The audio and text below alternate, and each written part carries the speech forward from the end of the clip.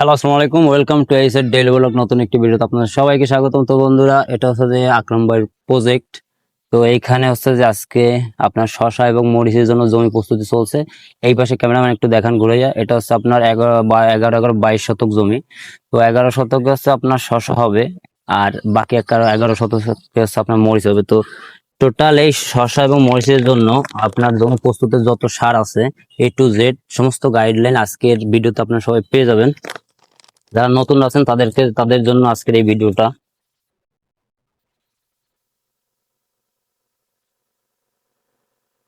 তো আমি সর্বপ্রথম হচ্ছে যে নিয়েছি হচ্ছে যে 1 জিপসাম। তো আমি জিপসাম নিয়েছি হচ্ছে আপনার 22 শতক জমির জন্য 10 কেজি পরিমাণে। এটা সামান্য কম বেশি হলে আহামরি তেমন একটা সমস্যা হবে না।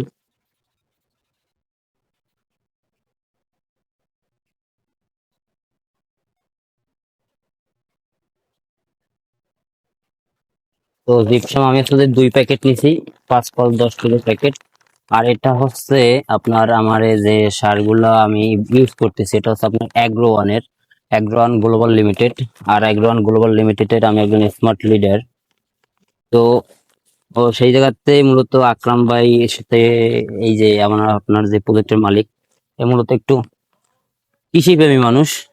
তো সেই ক্ষেত্রে সে আমার প্রজেক্ট দেখে আকৃষ্ট হয়ে সে বললো যে ছোট ভাই, তাহলে তুমি আমার প্রজেক্টের ম্যানেজমেন্টের দায়িত্বটা নাও, কৃষি সেক্টরটা বিশেষ করে। তো কৃষি সেক্টরটার দায়িত্বটা সম্পূর্ণ আমার পরে পড়ছে। তার সঙ্গে কিছু একটা বনিবনা হয়েছে আমার, এর জন্যই। তো মূলত আমি হচ্ছে যে আজকে এটা এখন আমি নিচ্ছি হচ্ছে শিওর বোরন, সুলভ বোরন। তো এটা নিচ্ছি আমি 1 প্যাকেট দিলাম। এরপর হচ্ছে যে আমি নেব আর 1 প্যাকেট। এটা হচ্ছে যে আপনার 500 গ্রামের প্যাকেট। তো আমি 22 শতকের জন্য 1 কেজি পরিমাণ নিয়েছি।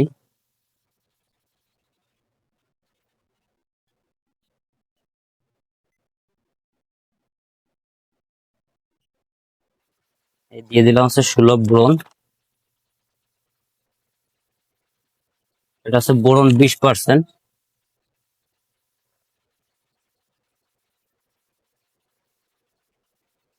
এখন দেবো আমি হচ্ছে যে 1 ম্যাক ম্যাগনেসিয়াম সালফেট, যে সারটা আপনার ক্রিস্টালের দানার মতো যে সারটা, এটা হচ্ছে আপনার, ক্যামেরাম্যান একটু কাছে এসে দেখান। এটা হচ্ছে আপনার ম্যাগনেসিয়াম সালফেট। তো এটা আমি এখানে দিয়ে দিচ্ছি 1 কেজি পরিমাণ।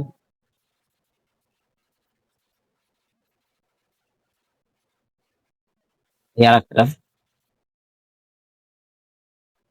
আপনারা এখানে যত সার প্রয়োগ করতেছি, এটা হচ্ছে আপনার 22 শতক জমির জন্য। এই দুইটা দিয়ে দিলাম হচ্ছে যে 2 কেজি আপনার অন ম্যাগনেসিয়াম সার।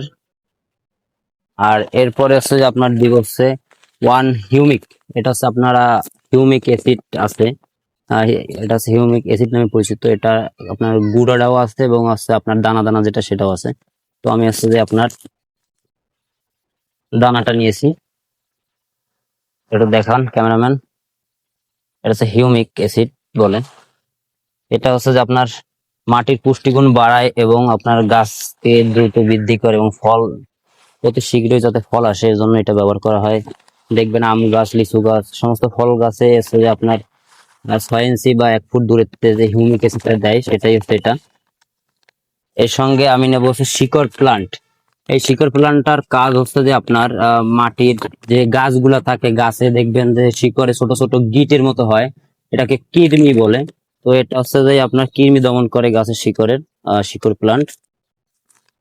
তো আমি শিকড় প্লান্ট নিয়ে নিচ্ছি আপনার 1 কেজি। হ্যাঁ, এটা কতটুকু? হ্যাঁ, এটা 1 কেজি।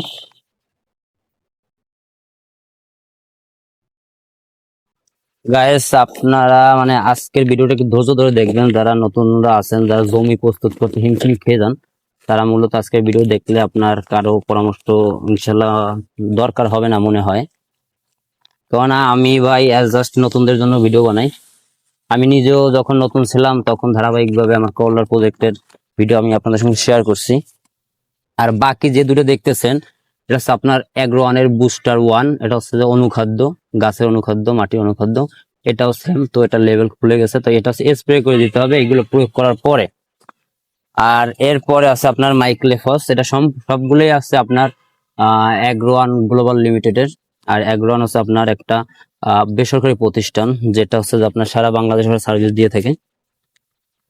আর বিশেষ করে নতুনরা যারাই আছেন, তারা যদি কোনো একটা কোম্পানির সঙ্গে চুক্তিবদ্ধ হয়ে যদি সেই ক্ষেত্রে আপনার কৃষিকাজে আগান, সেক্ষেত্রে হচ্ছে আপনার মানে সাকসেসের পার্সেন্টেজটা হচ্ছে যে আপনার 95% হবে। আর যদি আর বাকিটা যদি আপনি ঠিকঠাক করতে পারেন, যদি মেনটেন করতে পারেন, ইনশাল্লাহ সব দিক দিয়ে ঠিকঠাক হয়ে যাবে। তো আমি ফার্স্টে যখন করলার প্রজেক্ট করছিলাম, আমাকে অনেকেই বলছিল যে তুমি পারবা না, তোমাকে দিয়ে হবে না। ইনফ্যাক্ট আমার কাছের লোকরাই বলছে। তো গত বৃহস্পতিবার ইনশাল্লাহ আমার সেই করলার প্রজেক্টের প্রথম ফল আমি বাজারজাত করছি 18 কেজি পরিমাণে। তো গাইস, এই হয়ে গেল আমার জমি প্রস্তুতের যে সার। এরপরে হচ্ছে যে আপনার আরেক ডোজ সার পড়বে, এটা হচ্ছে আপনার ভেজাল ডোজ বলে, জমির সমস্ত জমিতে ছিটিয়ে দেওয়ার জন্য। এরপরে হচ্ছে যে আপনার রাসায়নিক সার পড়বে, সেটা হচ্ছে আপনার বেড করার আগে।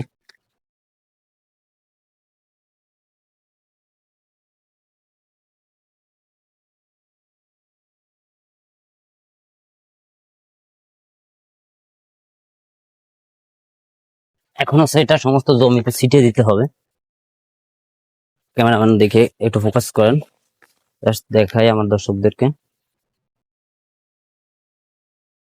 এইভাবে সমস্ত জমিতে ছিটিয়ে শেষ চাষটা দিয়ে আপনারা জমিটা প্রস্তুত করে নেবেন।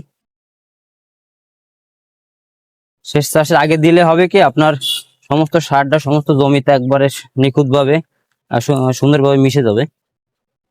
তো গাইস, এইভাবে জমি প্রস্তুত করে নেন, করলা হোক বা আপনার মরিচের জন্য। তো আপনার সঙ্গে কথা হবে অন্য কোনো দিন, অন্য কোনো সময়, অন্য কোনো বিষয় নিয়ে। সেই পর্যন্ত সকলে ভালো থাকুন। আসসালামু আলাইকুম।